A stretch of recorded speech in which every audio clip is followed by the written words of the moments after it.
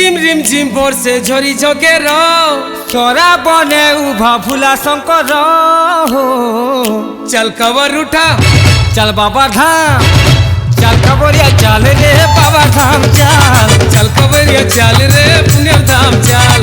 चल कवरिया चल रे बाबा धाम चल। चल कवरिया चल रे पुण्य धाम चल। रिमझिम बरसे झरे झकेर तोरा बने उभा फूला शंकर हो।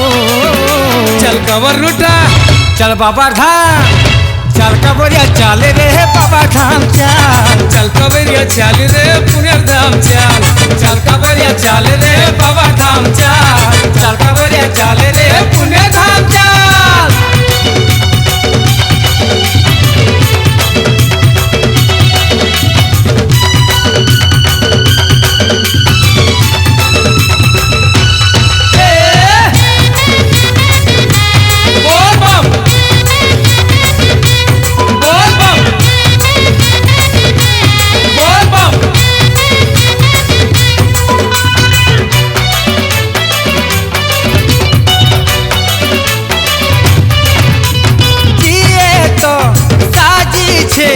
तोरा बने काबरिया पाइन डाली छे शिवर मुड़े हसी छे तार दुनिया।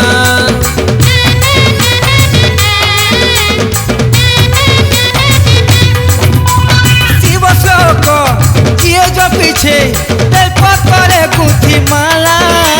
धर्म मिलसी साजन में नहीं हुए गुलगुला। बोल बम बम जपुतारे मन कठिमाला करी थासी सहस्र नाम। मन बंछा सबु पूरण हेबा कुआ सरंधारे जन हसबारे।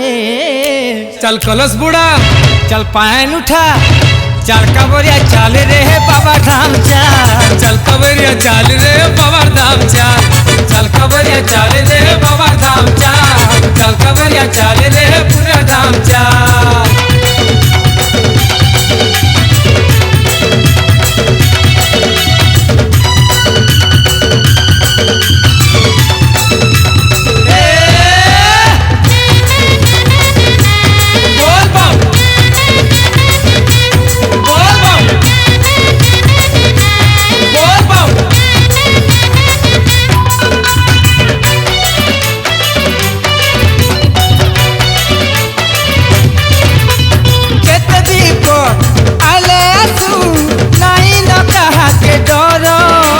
रखे जाके भूले बाबा काल भी तठानो धूरो।